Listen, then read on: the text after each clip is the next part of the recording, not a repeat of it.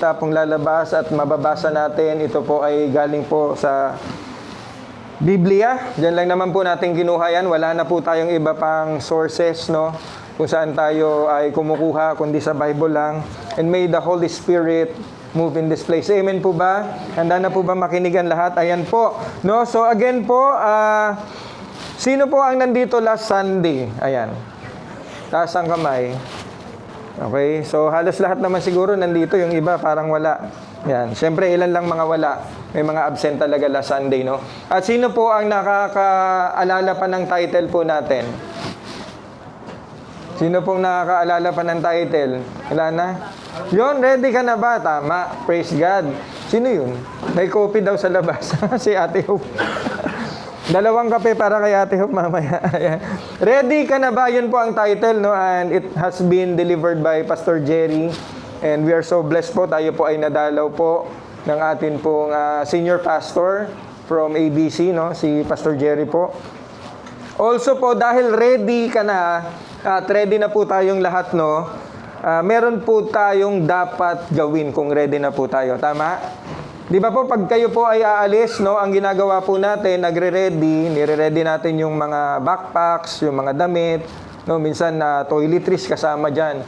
So kung ready na tayo para sa Panginoon, dapat meron po tayong gagawin, no? At ito po pala ang gagawin na natin. Dapat po pala, ang isang Kristiyano po ang sabi doon, pag ready ka na, dapat wala na pong paligoy-ligoy pa, di ba po? Dapat po hindi na po natin iniisip na ano po ba pag ako pumunta dyan? Ano ba ang mapapala ko? Pag tayo po ay ready, tayo po ay isang Kristiyano na totoo at ready na sa panawagan ng ating Panginoon, dapat po tayo ay nakahanda. Tayo, maging ang puso natin ay nakahanda. At dito po natin makikita, no, sa text today. Mamaya po, i-share natin yung text. Dito po natin makikita na kung ano po ba dapat ang ating gawin bilang mananampalataya at nagsasabi natin sa Lord na, Lord, ready na ako. No? Dito natin masasabi yan, ready na ako, Lord. At isa pa po, bakit ito ang text natin, malapit na po ang paggunita natin sa Holy Week, tama po? No? And this is related, no? At ito po ang ating text for today. Makikita po ito, no, sa Mark, yan, 8:34. Yan, Mark 8:34. Ito po ang sabi po diyan, when he had called the people to himself with his disciples also, he said to them, whoever desires to come after me, let him deny himself and take up his cross and follow me. Tayo po ay panandali ang manalangin. Panginoon, minsan pong muli, salamat sa umagang ito, Lord. Salamat sa pagkakataon na kami po ay makalapit sa inyo, Lord God. Salamat sa pagkakataon, Panginoon, upang kami po, Lord God, ay muli, Lord, masumpungan ang inyong presensya. Lord, nandito kami, Panginoon, upang makinig. Nandito kami, Panginoon, upang matuto. Nandito kami, Panginoon, upang kayo po ay madakila. Hayaan niyo po ang mga pusong ito, Panginoon, na kung meron mang nakita kayong hindi kalugod-lugod sa aming mga puso, sa aming isipan, kami, Panginoon, ay patawarin niyo, O God. Linisin niyo po ang aming puso't isipan, Lord. And let your word, Lord God, move, Lord, sa aming mga puso, manahan, kumausap sa aming mga puso, Panginoon. At alam namin, Lord, na kami po ay lalabas sa pintuang yan na hindi gaya ng dati. Sapagkat alam namin, Lord, sa bawat salita mo na aming mapapakinggan, ito po ang siyang magbabago sa aming mga buhay, Panginoon. Ito po ang siyang magdadala sa amin, Panginoon, upang, Lord, bilang mga Kristiyano, ano po ba talaga ang dapat naming tinatayuan? Ano po ba dapat ang aming pagkilos, Lord? Ano po ba dapat ang aming priority, Panginoon? Kaya Lord, ngayong umaga, hayaan niyo po, Panginoon, na ang mga pusong ito po, Lord God, ay muli po lumapit, magpakumbaba sa inyo. And again, Lord, we invite your holy presence, Lord, to move in this place. Salamat po, Panginoon, itong aming dalangin. Amen and amen and amen. Ayan, isa pang palakpak sa Panginoon. Praise God. Ayan, at bago po tayo magsimula, no, bago po natin himay-himayin yan, background lang po, no, bago po sa verse 34, ipinapahayag na po ng Panginoon kung ano po ang mangyayari sa kanya sa mga susunod na araw, no? So, nandiyan po ang mga apostles. Kasama po dyan na sinasabi niya na ako ay i-deliver sa mga tao na kung saan sila ang magdadala sa akin sa kamatayan, no? Subalit, hindi magtatapos yan doon. Sa ikatlong araw, ako ay mabubuhay na magmuli. Yan po yan eh. Pinaiksi natin, no? At ang sabi po ni Pedro, sabi niya, kailanman, Panginoon, hindi po yan mangyayari. It will not happen. Yun ang sabi ni Pedro, no? Sinaway po siya ng Panginoon. Sabi niya, kasi kung titingnan natin yung text, no, bago po yan 34, pinapakita doon ni Pedro sa text na yun, pinapakita po doon na pinipigilan ni Pedro kung ano ang dapat na mangyari sa ating Panginoong Hesus. Which is ang kalooban ng Diyos Ama sa langit ng ating Panginoong Hesus ay isang araw po ipapako sa krus for you and for me. At hindi mananatili doon, He will rise after 3 days. Nang sa gayon, magkaroon tayo ng pag-asa. No, ang dugo ni Jesus ang siyang maglilinis sa lahat ng ating pagkakasala. Kaya sinaway po siya ng Panginoon doon, no? Kaya ngayong umaga po, atin po itong i-recap lang, no? Kung ano ba ang meron sa cross, no? What is meron sa cross? Yan. Yan, kung anong meron sa cross. Recap lang po ito, no? At mamaya po, babalikan natin yung text natin. Ano po ba ang meron sa cross, no? What can we say or ang makikita natin sa cross, no? Kaya recap lang po yan. Ang sabi po sa Romans, no? Ang sabi sa Romans 8:34 to 35, ang sabi diyan, who then is the one who condemns no one? Christ Jesus who died. Sabi po dyan, no one, wala pong makakapagkundina na. Bakit? Dahil ang Panginoong Hesukristo daw po ay namatay. Namatay siya kanino? Para sa iyo at sa akin. So the cross reminds us that Jesus, no? Christ Jesus, pwede pakiclick po. Hindi po sumasabay yung ating clicker, no? Christ Jesus died, no? Ang ating Panginoon died for you and for me. No? Ang Panginoong Jesus po ay namatay para sa iyo at sa akin. No, gaya nga po na sinabi sa John 3:16, for God so loved the world that He gave. Yung pag-give na yun, hindi lang basta ginave, kundi po, one day po, yung gave na yan, ang ating Panginoon, He will also give His life for you and for me. No? So the cross remind us that Jesus died for you and for me. Anong meron sa cross? He paid the penalty of our sin. Pakiclick po. Sunod na rin po. He paid the penalty of our sin. He redeemed us. No, so sa cross na yan, kung wala pong cross at napigilan, at sinabi nga halimbawa, sinabi ng Panginoon, oo nga, no, wag na lang. Paano kung tinanggihan ng Panginoon yung cross, wala pong redemption na mangyayari, wala pong kabayaran ang ating mga kasalanan. Dahil ang kamatayan lang po ni Jesus ang siyang susi ng kabayaran ng ating kasalanan.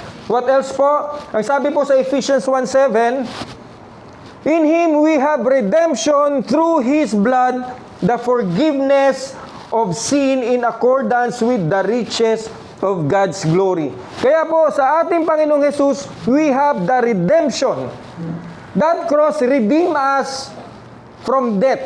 That cross forgave our sin through the blood of Jesus. Next po, basahin natin ulit. Next point natin for the cross. Back to Romans 8:34. Who then is the one who condemns? Wala na daw po. Christ Jesus who died, more than that, was raised to life. So, ibig sabihin, ang Panginoon po, hindi po siya nanatiling patay. So, Jesus, second point po natin, Jesus rose from the dead. No? He rose again, overcoming death. Ibig sabihin po, ano pong point natin dyan? Our living hope ay makikita natin sa Panginoong Jesus.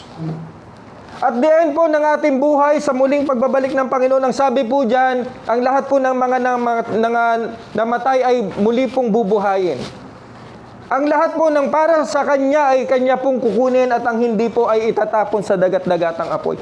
And therefore, kung tayo po ay nagtitiwala, nananampalataya sa Panginoon, then the death of our Lord Jesus Christ is our living hope. Ito po ay ating ding inheritance that will never perish or fade. Bakit po inheritance? Kasi po, nung atin tinanggap ang Panginoon, ano sabi po sa John 1:12, sa lahat ng tumanggap at nanampalataya sa Panginoon, binigyan niya ng karapatang tawaging anak ng Diyos. Therefore, kung ikaw ay anak, meron kang inheritance. Ano ang inheritance na yan? Isang araw tayo ay mabubuhay na magmuli. At ito po yung ating inaasahan. No? Ito pong kamatayan ng Panginoon, hindi siya nanatiling patay. He rose from the dead at pinapakita lang noon na ang ating Panginoon overcame death. No? Tinalo niya ang kamatayan. Ito ang nagbigay ng living hope sa atin. Ito ang nagbigay ng inheritance na hindi kailanman magpe-perish or magpe-fade. Ang sabi sa Mark 9:31, because he was teaching his disciples, he said to them, the Son of Man is going to be delivered into the hands of men. They will kill him, and after 3 days, he will rise. Malinaw po sa salita ng Diyos, ang sabi, siya ay mamamatay, subalit in 3 days, the Lord will rise. Ito po ang ating pinanghahawakan. What else? Ano po ang daladala ng cross? Romans 8:34 to 35. Ang sabi diyan, more than that, who has raised from life is at the right hand of God. No? Nasa kanang kamay ng Diyos. Every time po na makikita natin ang kanang kamay, ito po ay binibigyan ng sovereignty, no? Kaya po, next point po natin sa cross, it is the omnipotent characteristic ng Panginoon. Omnipotent, all-powerful, all-sovereign. Ano sabi diyan? Kung tayo po ay na kay Kristo, na kung saan po all-powerful or sovereign, yung kanya pong pagtatagumpay sa kamatayan, yung kanya pong pagtatagumpay sa cross, it is also our victory. Alam niyo po ba yon? Na tayo po ay victorious because of what the Lord has done. Kaya po ang sabi sa Romans 8:37, ang sabi po diyan, yet in all these things, we are more than conquerors through Him who, what? Loved us. Sino pong naniniwalang mahal sila ng Panginoong Jesus? Pakitaas ang kamay. Sige, palakpakan natin si Lord. Sino pong naniniwala? Pakitaas ang kamay. Hindi lahat? Hindi lahat nagtataas eh. Mahal ka ng Panginoon, pakitaas ang kamay mo. Amen. So lahat.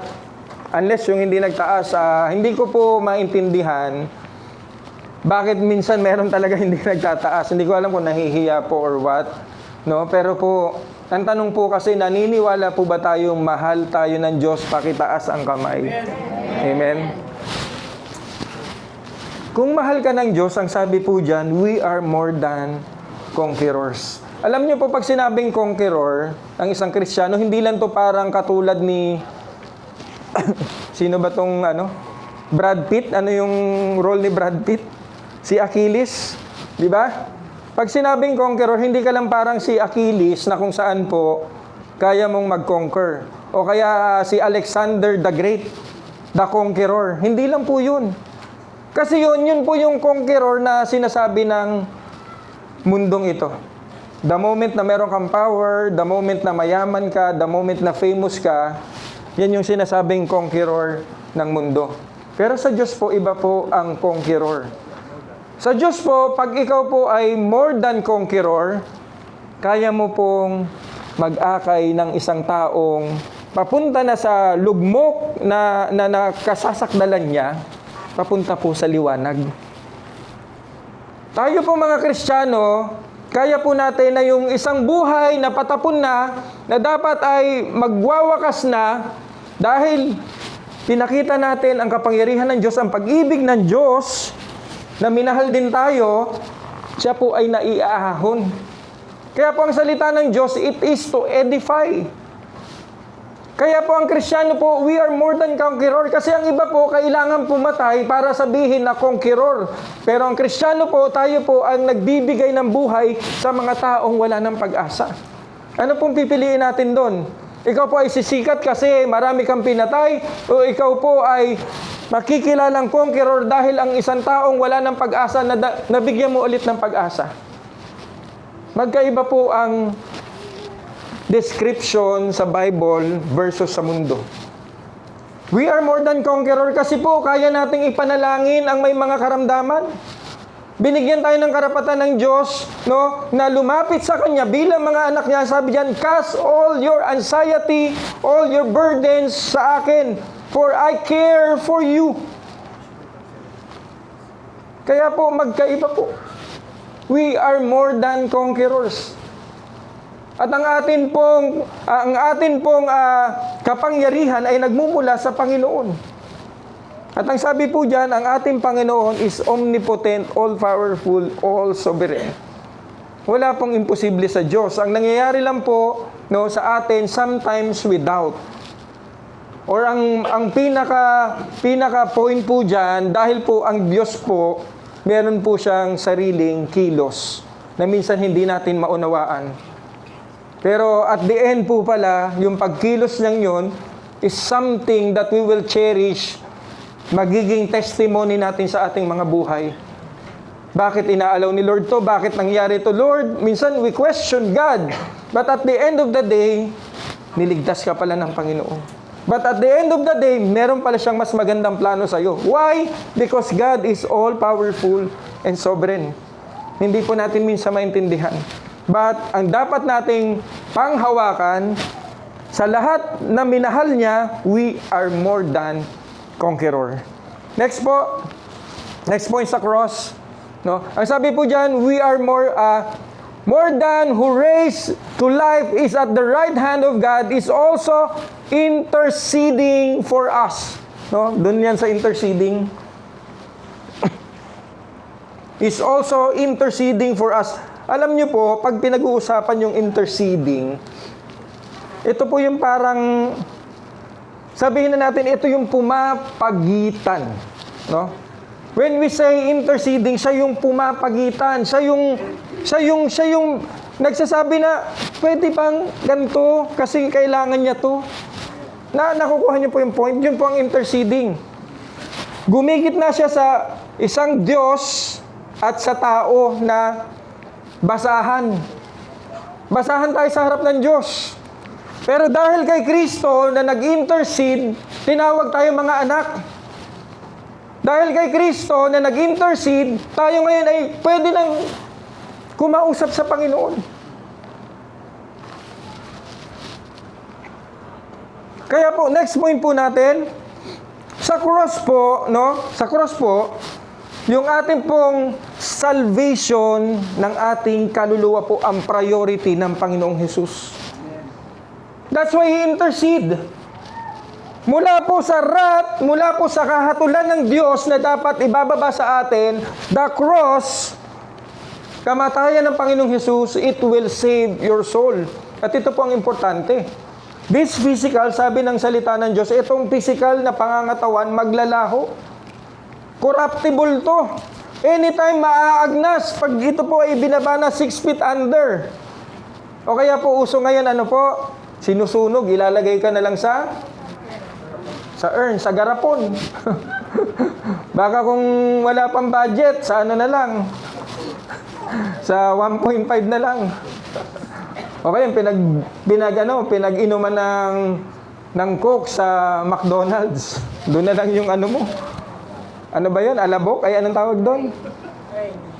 Yung iyong remains, yung iyong nasunugan, no? Yung tawag? Abo, yan. Ang hirap talaga magtagalog pag lumaki sa Amerika. Abo. Talaga hindi ko maisip yung abo. Alabok yung naiisip ko. Ilalagay na lang yung abo mo sa soft drinks cup. Diba? Kung mayaman-yaman na sa urn, tapos nakalagay pa yan dun sa pinag-upahan na di ba? Tapos ang ganda-ganda, may mga lighting na ganito. Ang kamatayan ng Panginoong Hesus ang siyang magliligtas ng kaluluwa natin. Dahil ito nga, maaagnas, mawawala, babalik to sa lupa. Pero yung iyong kaluluwa, ang siyang may pupuntahan sa langit o sa impyerno. Pero dahil ang Panginoong Hesus ay palaging nag-i-intercede, no? Yung pag-i-intercede niya yan, ito po ang nag-alis sa atin sa wrath na dapat haharapin natin. Therefore, Jesus cares for you and for me. Alam niyo po ba yun? Jesus cares for you and for me para ibigay niya yung buhay niya. Yung intercession na yan, it means second chance. Minsan kang nagkamali, nanalangin ka sa Panginoon, pinatawad ka niya. Nagkamali ka na naman, pinatawad ka niya. Nagkamali ka na naman, pinatawad ka niya. Kaya lang, siyempre yung pagkakamali mong yun, wag mo lang itatiming na hindi ka na patatawarin. Nakakukuha po natin yung point. Ang intercession ng Panginoon ang nagbigay sa atin ng karapatan para po yung wrath makancel. Kasi we are doomed papunta po sa impyerno. But because of the cross, ligtas po yung mga kaluluwa nyo in the future. Amen po ba ron? Pwede ba nating palakpakan si Lord dyan? Tingnan nyo po in 1 Peter, sabi po dyan 1:9, sabi po, your reward for trusting Him will be the salvation of your soul. So, pag nag-trust pala tayo sa Panginoon, importante yung trust. Sino pong nagtitiwala sa Panginoon? Amen? Sige, palakpakan natin si Lord dyan. Pag nagtiwala sa Panginoon, trusting Him will be the salvation of your soul. So, hindi tayo magtatrust sa pera, hindi tayo magtatrust sa katabi mo, hindi ka magtatrust sa bangko mo, o sa lupain mo, o sa hacienda mo. Magtatrust tayo sa Panginoon. Pero syempre yung katabi mo, mamahalin mo. Amen? Tama. James, ha? Ayusin mo yung pagmamahal mo kay Daryl. Sabihin mo, duktungan mo yun, I love you with the love of the Lord. Yan. Pag hindi mo asawa, pero pag asawa mo, I love you, honey. O yan. Ano pa bang tawagan nyo? I love you, sweetheart. Ayan. Next. What reminds us of the cross? Ang sabi po, balikan natin, no? Is at the right hand of God and is interceding for us. Who shall separate us from the love of Christ? Shall trouble or hardship or persecution or famine or nakedness or danger or sword? Yan po ang katanungan, eh. Tingnan nyo po, yung cross na ito, ang nagsasabi ngayon na wala pong anything na makapaghihiwalay sa iyo kay Kristo. Who shall separate us from the love of Christ? The moment po na ibinigay mo na yung trust sa Panginoon, the moment po na siya po ay tinanggap mo na, wala na daw pong dapat na makakapaghiwalay. Trouble man yan, hardship. Kaya po, di ba, ang tunay na Kristiyano dumadaan sa pagsubok.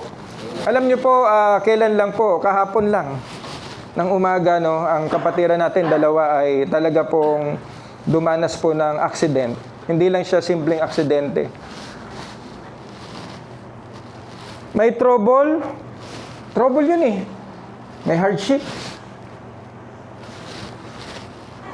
Pero andito po, nagsisimba. Amen? Pwedeng palakpakan si Lord. Pwede namang magpahinga na lang sa bahay eh. Kasi tinahi yung paa eh.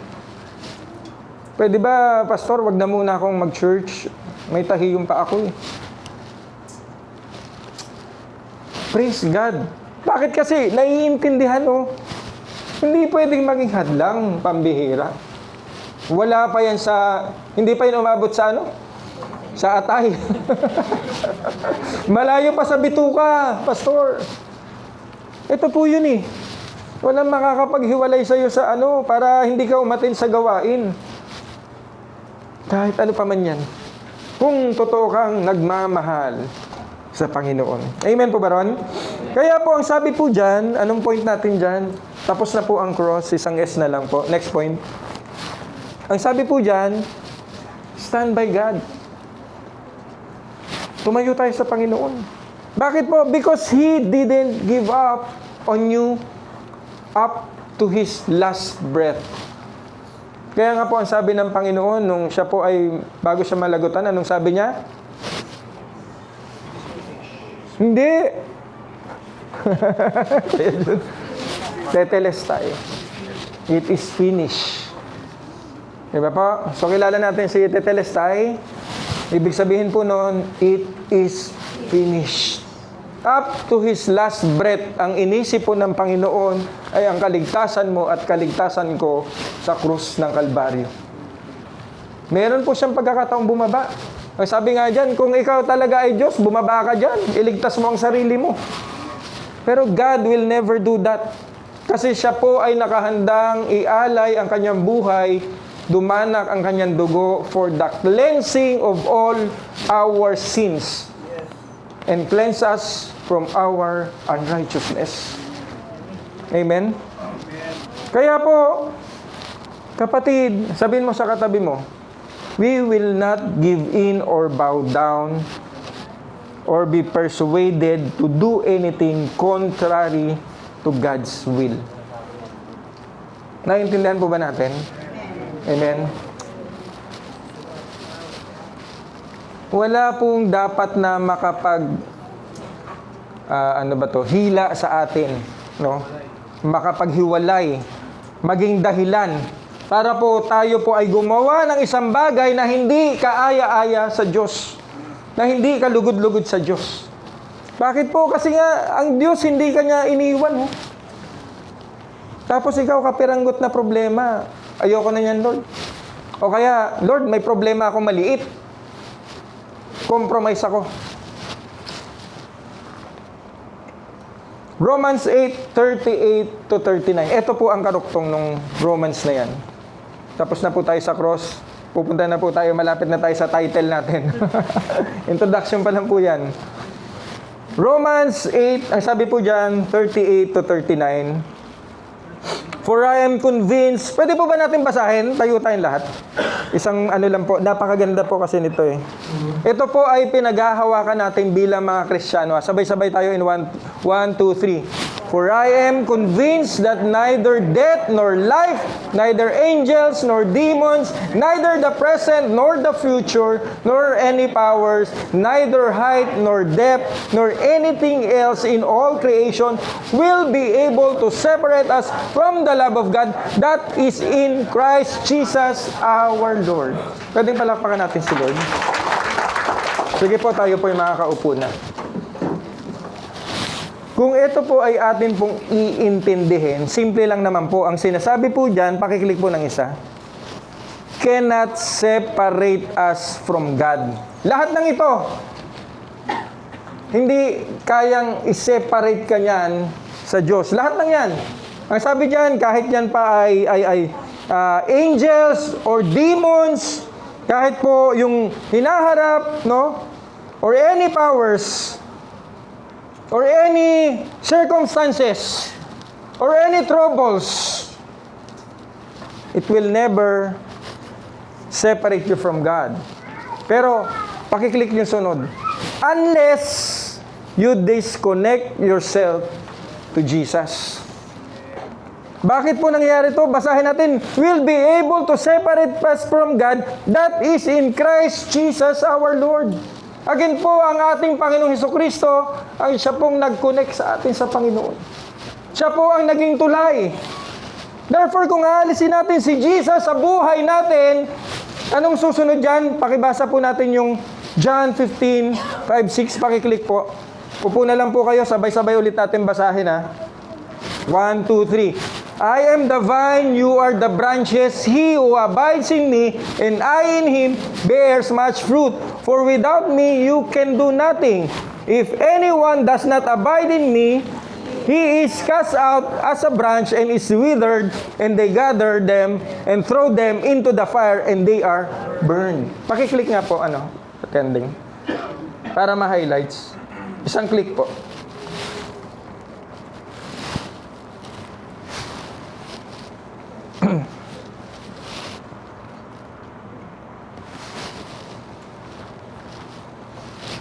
Ito po yun. Kanina, sabi, kay angel, kay demons, hindi ka masiseparate. Tama? Pero ang sabi naman doon, unless you disconnect with Jesus. Kaya po ito po yun. If anyone does not abide in me, he is cast out as a branch and is withered, and they gather them and throw them into the fire, and they are burned. Kaya nga po kung titingnan po natin, napakahitik po ng grapes, no? Yung picture na yan, napakahitik. Pero the moment na disconnected ka kay Lord, hindi ka na daw mamumunga, at ang ano na lang po ang dapat gawin sa atin, no? He is cast out as a branch. Tatanggalin, matutuyo, at isang araw po itatapon sa apoy. So sino po ang makakapag-disconnect sa ating Panginoong Hesukristo? Ikaw din po yun. Kaya kapatid, sa pagtanggap mo sa Panginoong Hesus, wag na po nating sayangin pa. Pahalagahan po natin yung cross sa buhay natin. Kung ano po ang dinala or dala nitong dulot sa atin ng cross. Kaya po the question is, yan, what is our response to the cross? Ano po yung response natin sa cross? Ready ka na ba? Yan. Pakitanong nga yung katabi mo, ready ka na ba talaga? Kasi po, inilatag na yung cross sa atin eh. Ginawa na po ng Panginoong Hesus yung nararapat sa cross. Ang tanong po, what is our response? At ang tanong last week, ready ka na ba? Ngayon, talaga. Ready ka na ba talaga? Then, ito na po yung title. Yan. Introduction pa lang, patapos na. Then, take up your cross. Then, take up your cross. Kung ready ka, take up your cross. Kasi po, pag binuhat mo yung cross, mabigat po yan. Mabigat po ang cross kung ikaw po ay nagdadalawang isip. Kung titingnan po natin, wala naman siyang binubuhat ng cross eh. It's just a drawing lang yan, pero napakaganda po ng illustration. Dahil po ang cross na yan, binuhat na po ng Panginoong Hesus. Ang cross na gagawin natin. Ayan nga, may dalang Bible. Sino pong may mga Bible sa bahay? Amen. Lahat po ba may Bible? Lahat po ba nagbabasa ng Bible? Yung pagbabasa pa lang po ng Bible, kasama na po sa cross. It will take a little nga lang eh. Pero minsan hindi mo magawang magbasa ng Bible, di ba? Bakit? Hindi ka ready. You are not ready. Mas ready ka sa cellphone. Di ba? Pagising mo, cellphone. Ay, pambihira, may na-miss ako. Pag hindi ka po nagbasa ng Bible, hindi ka po ready. You're not ready. Pagbabasa ng Bible, kahit isang oras lang po yan. Sabihin mo na lang 30 minutes. Maya-maya, makikita na yung mata mo kung ano na. Pumipikit ka na. Tama? Kasi hindi ka ready. Pero ngayon, sa lahat ng ready, pakitaas ang kamay. Ayan po.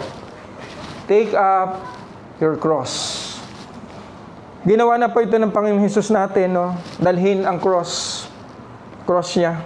What is our response? Paano po natin ito ipapakita yung ating concern sa ginawa ng Panginoong Hesus?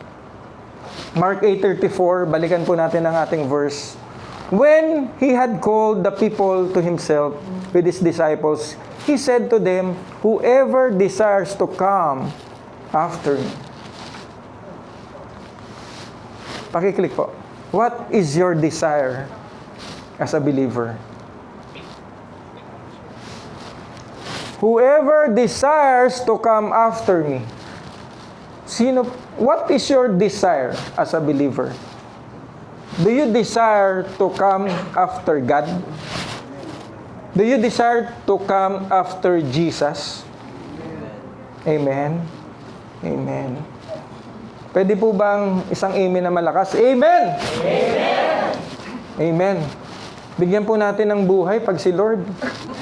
Kasi po pag Pag kayong politiko, ano ba yung sinasabi ko?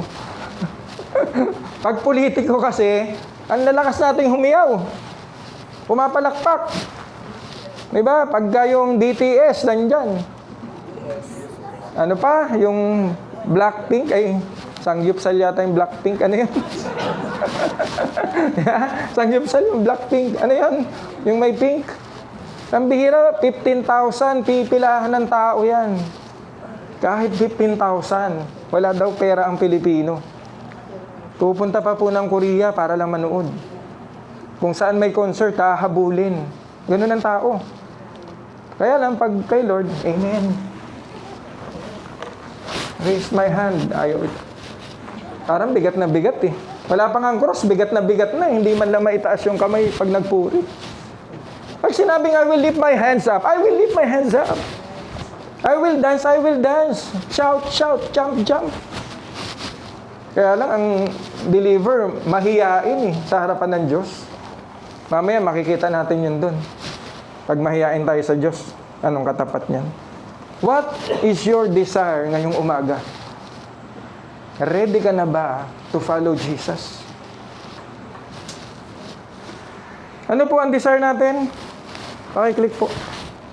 Number 1, is your desire to come after Jesus or to chase this world? Kasi po ang mundo, what does it offer? Power, diba? Fame, famous, meron kang star na lalakaran, nakasulat ang pangalan mo doon sa Hall of Fame. Yan ang gusto ng tao. That's why nakakalimutan nila si Jesus. Kasi never pong pwedeng magsama, parang tubig at langis po yan. Hindi pwedeng maghalo si Jesus at ang mundo. Gawa ng mundo. Hindi pwedeng maghalo. So what is your desire? Next point. Mark 8:34, when he had called the people to himself, he, with his disciples also, he said to them, whoever desires to come after me, let him deny himself. Ang bihira, hindi mo na pala pakakainin yung sarili. Joke lang po yun. Pero pwede po yun, fasting. Man, sino po mga nag-intermittent fasting dyan? By the way, every month po, first Saturday of the month, meron po tayong fasting na ginagawa sa TGMABC. All are invited po. No, nakikita nyo naman po sa GC, sana po makasama tayo doon. Tingnan nyo po kung paano mag-fast, ano pong may dudulot sa atin, at ano po ang gagawin ng Diyos sa buhay nyo. Denying yourself, kasama po dyan yung fasting. Gustong-gusto mo nang kumain, kaya lang, Lord, meron po akong binitawan that I will fast today. Kahit po may masarap na ulam akong naaamoy, I will never. Para rin matanggal yung mga gout-gout natin dyan. Kasi pag kumain ulit, sasakit na naman eh. Oh, may nag-iiyas doon, oh. Di ba totoo? Opo. Ayun. Pero po, alam nyo, sometimes it is important eh, no, na tayo po ay mag-fasting. Again, every first Saturday, nasa GC po yan, all are invited, meron po tayong sasakyan, papuntang ABC. Sana po makasama tayong lahat. Amen? Okay? Let him deny himself. What does denying himself para sa isang Kristiyano? Pakiclick po. Ang sabi po dyan, denying himself is no to selfish desires, pattern of this world. No? Yung selfish desire, yung desire na yan na ayaw mong i-deny, ito ay pattern of this world. Pag sinabing pattern of this world, ano ba ang in ngayon? Ano ba ang uso sa TikTok ngayon? Naku, atay. Ano ba ang uso sa Facebook ngayon? Ano po ba ang uso sa computer ngayon? Ang world po, magaling po dyan. That's why kahit Kristiyano po, kaya pong hatakin eh. Kasi magaling po ang mundo dyan.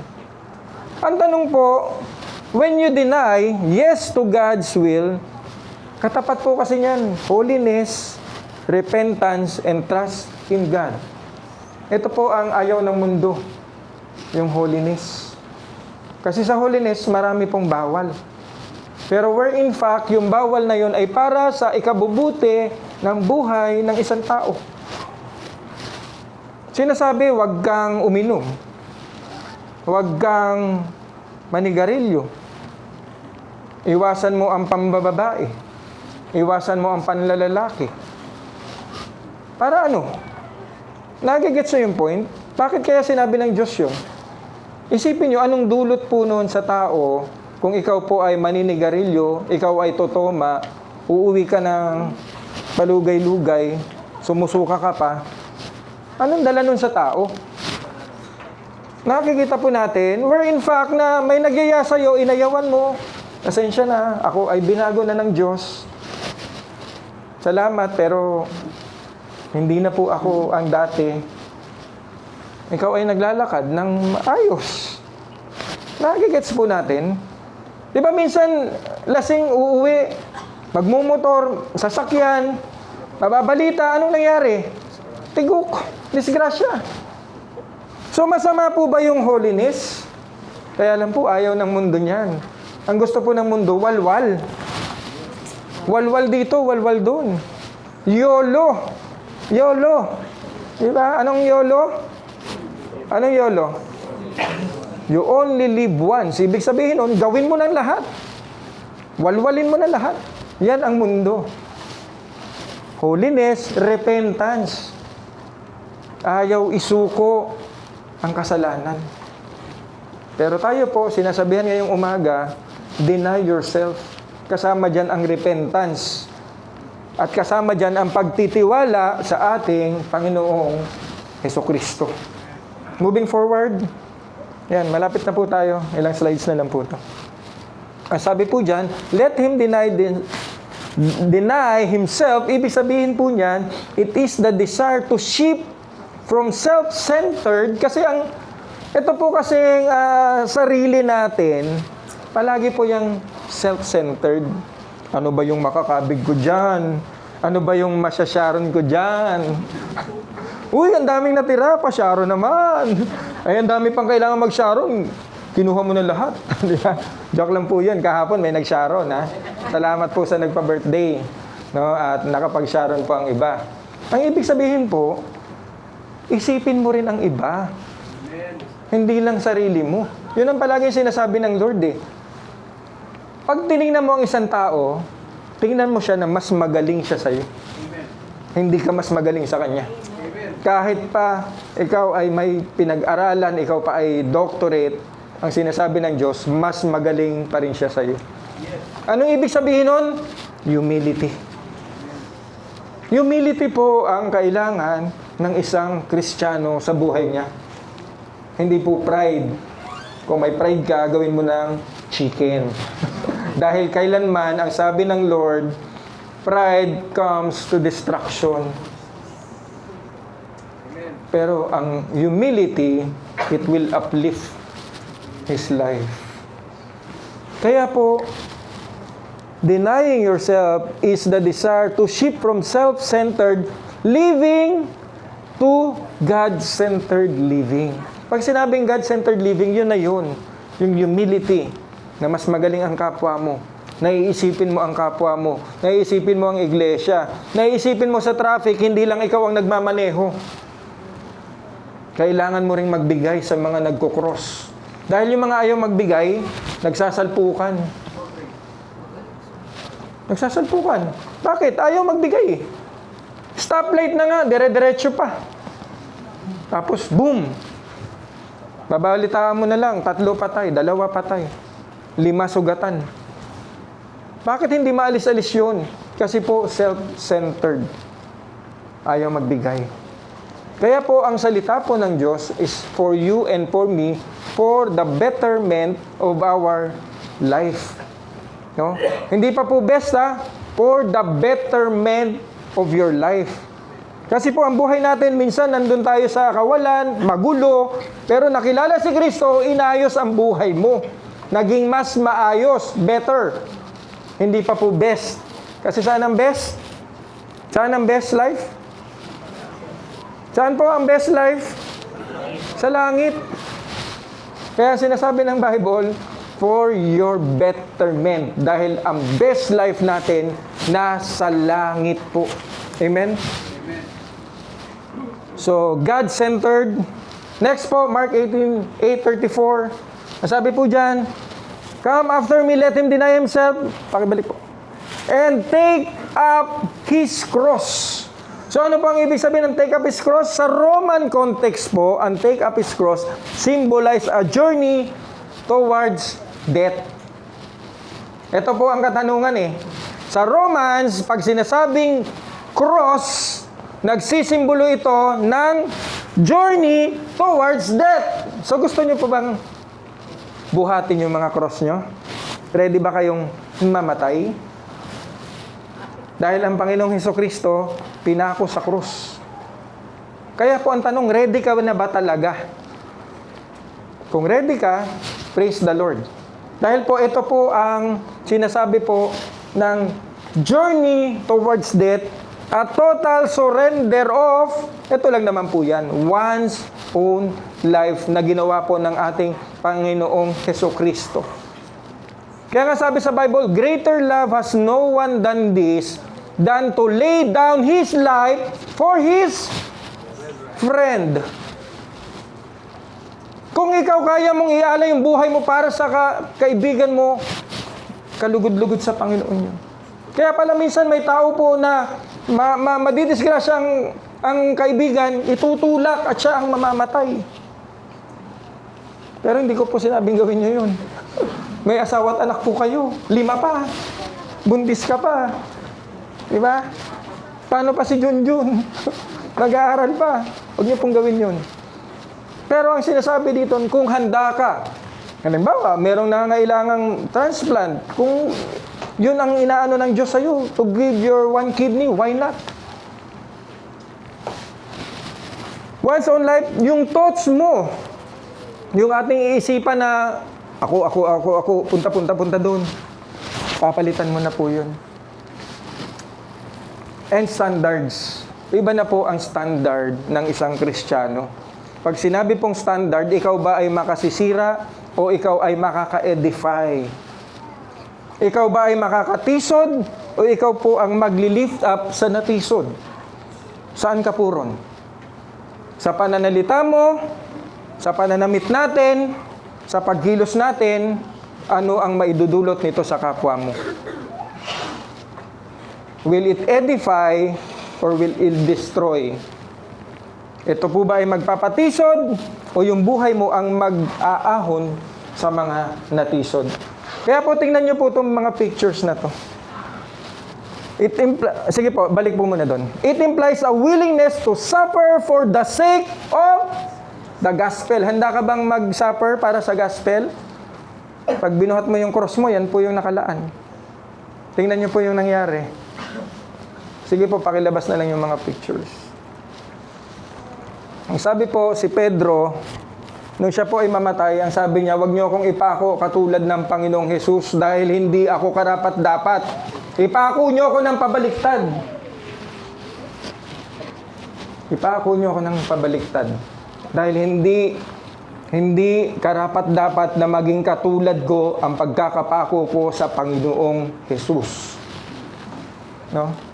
Si Simon the Zealot, hinati sa 2. Bubuhatin nyo pa rin yung cross. Hahatiin kayo sa 2. Kasi you are spreading the gospel. Or si Apostle Paul, pinugutan po ng ulo by spreading the gospel. Nakahanda po ba tayo dyan? Ready ka na ba talaga? Yan po yan. Hindi po basta-basta ang pagbubuhat ng cross. Kaya sinasabi ng Panginoong Hesus, question niya, are you ready to follow me? Deny yourself and pick up your cross. And the cross is not easy for us Christian. Next, last po, patapos na po tayo. Okay po ba yon? Handa po ba kayong mapugutan ng ulo? Pero hindi na po yung ginagawa ngayon. Kaya lang po sa ibang bansa may ganun. That's why we need to pray for our brethren isama po natin sa panalangin. And sabi po dyan, when he called the people to himself with his disciples also, he said to them, whoever desires to come after me, let him deny himself, take up his cross and follow me. Kung handa ka ng buhatin yung cross na yan, then you can follow Jesus. Pag sinabi pong follow Jesus, it is a commitment to follow Jesus. Pakiclick po. It is a commitment to follow Jesus. Ano yung ipafollow kay Jesus? Yung example niya po at ang kanyang teaching. Dalawa lang po yan, marami po yan. Pero paikliin na lang po natin. Example, commitment to Jesus. Sige, pakiclick na po. To follow example, pakiclick na po. Humility and sacrifice. He humbled himself to be born in a low circumstances and died an agonizing, tingnan niyo po, namatay po ng merong pagdurusa for you and for me. Shameful death, pinako sa krus. Ginagawa lang yan sa mga kriminal. Ang sabi sa Bible, Jesus ay walang kasalanan, pero kinuha niya ang ating kasalanan, kaya siya pinako sa krus. Siya ang tumanggap ng ating mga paghihirap dapat. On the cross to save what?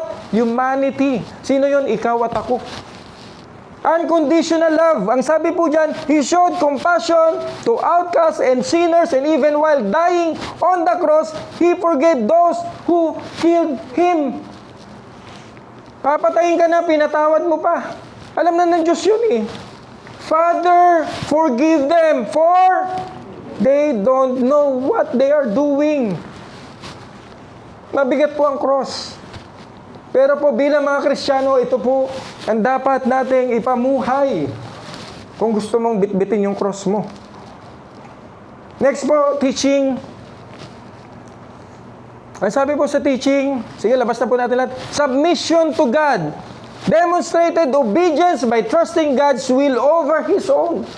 Kaya po sabi ng Panginoong Jesucristo, pwede mo bang tanggalin yung cup na to, pero hindi, will mo pa rin ang masusunod. Repentance, He was the only perfect, sinless. Kaya nga sinasabi natin human, serving as the model for that behavior. Arrival of the kingdom of God, no? Tinuturo ng Panginoong Jesus, encouraging followers to live according to heaven's value. Ano bang heaven's value? Do not store up treasures on earth. Na kung saan daw po, ito po ay kakainin ng moth, ito po ay maaalikabukan, kakalawangin. But, ano sabi? Ano sabi po? Kayo ay mag-impok ng treasures sa kalangitan. Na kung saan hindi po aalikabukan, hindi po kakainin ng moth, hindi po ito kakalawangin. Ano po ang ating pong pinapakabisihan ngayon? So, ang final text po natin, yan, patapos na po tayo. Mark 8:35 to 38. Ito po yung karuktong. Kaya po, if we are willing to pasanin ang cross na yan. For whoever desire to save his life will lose it. Sabi po dyan. But whoever loses his life for my sake and the gospel will save it. Kaya pa wala ang mga apostles, kahit po mamatay, for the gospel, gagawin po nila yan. For what will it profit a man if he gains the whole world and loses his own soul? Aanhin mo daw kayamanan sa mundong ito kung yung kaluluwa mo naman, pambihira, mapupunta sa dagat-dagatang apoy. Or what will a man give in exchange for his soul? Ano ba yung kaya mong ipagpalit sa kaluluwa mo? Alam niyo po, binayaran na po ng Panginoong Hesus yan eh. Wala na po kayong dapat ipagpalit po dyan. Ang kailangan na lang po natin ingatan, bigyan natin ng concern yung ginawa ng Panginoong Hesus sa krus ng Kalbaryo. 38, for whoever is ashamed of me, tandaan niyo po, ayaw niyo magtaas ng kamay, ayaw niyo sumigaw ng hallelujah, ayaw niyo mag-preach, i-share ang gospel, ayaw niyo mag-amen. Amen. Salamat po, friends. For whoever is ashamed of me and my words in this adulterous and sinful generation, of him the Son of Man also will be ashamed when He comes in the glory of His Father with the holy angels. Ang bihira, ikinahiya mo si Lord dito sa harapan ng Diyos at ng mga anghel, ikakahiya ka rin daw po niya. So why we cannot raise our hands? Why we cannot say amen? Why we cannot say hallelujah? Nahiya ako, dyan yung kaklase ko eh. Then, malinaw po ang salita ng Diyos. Dito tayo magtatapos. Conclusion. For the conclusion, a true believer is a call to self-denial. Kung totoo tayong believer, self-deny tayo. Amen. This is not a call to fulfill yourself.